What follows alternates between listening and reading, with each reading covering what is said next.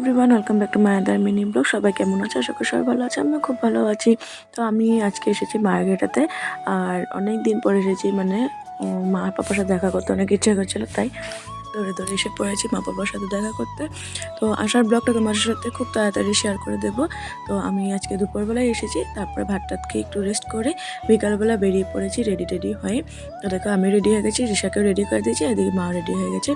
Ready হয়ে আমরা চললাম এবার বাসন্তী পূজা দেখতে, যেহেতু আজকে মহা অষ্টমী তার জন্য। আর আমাদের এপারে একটাই পূজা হয়, যেটা সেগুন বাড়িতে হয়, আর যেটা নীলকণ্ঠ মন্দিরে হয়, যেটা কালীবাড়ি। হ্যাঁ, তো তোমরা সবাই জানো সেখানে হয়। তো এই ফার্স্ট টাইম জীবনে আমি কিন্তু এই পূজাটাতে এসেছি, কারণ আমি কোনোদিন এখানে পুজোতে আসিনি। তো ফার্স্ট টাইম বলতে গেলে এই মন্দিরটা তো আমি এসেছি, আর ফার্স্ট টাইম বলতে গেলে এই পূজাটাতেও এসেছি। তো তারপর দেখো ঋষাকে নিয়ে এসে পড়েছি, আর যেহেতু ঋষার শরীরটা বেশি ভালো না, তার জন্য ওকে ভালোভাবে প্যাকিং করে নিয়ে এসেছি যাতে ঠান্ডা না লাগে। আর আমরা বাড়ির সামনের থেকে টমটমে উঠে ডাইরেক্ট এসে পড়েছি সেগুন বাড়িতে। তো এখানে এসে একটু অকওয়ার্ডও লাগছিলো, কারণ চেনাশোনা মানুষ কাউকে দেখছিলাম না। তো তাও মাকে দেখতে এসেছি, মাকে দেখে তারপরে বেরিয়ে পড়বো, তাই মাকে দেখি তারপরেই বাকি সব কিছু করবো। তো এসে দেখো ঋষা সুন্দরভাবে প্রণাম করে নিচ্ছে, আমিও প্রণাম করে নিয়েছি। এরপর মাও প্রণাম করে দক্ষিণা দিয়ে সেখান থেকে প্রসাদ নিয়ে মাকে প্রণাম করে সরে গেছে। আর এখানে দেখো মন্দিরের মূর্তিটা তোমাদের সাথে একটু শেয়ার করে দিচ্ছি, দেখে নাও।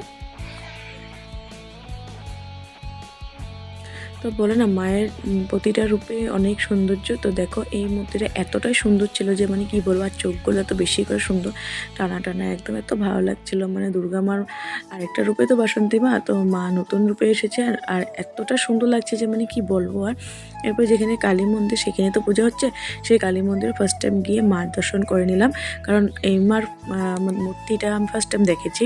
তাই মাকে প্রণাম করে মার থেকে আশীর্বাদ নিয়ে এবার বেরিয়ে পড়ছি আমরা বাইরের দিকে। আর যে ভিড় ছিল, মানে ঋষার হাত ছাড়লে মানে একদম মানে নিখোঁজ ওরকম হয়ে যেত, এরকম ভিড় ছিল।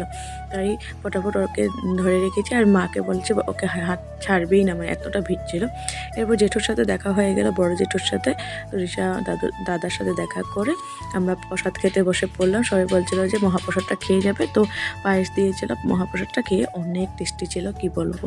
প্রসাদ টসাদ খেয়ে আমরা বেরিয়ে পড়লাম, কারণ বৃষ্টি এসে পড়বে।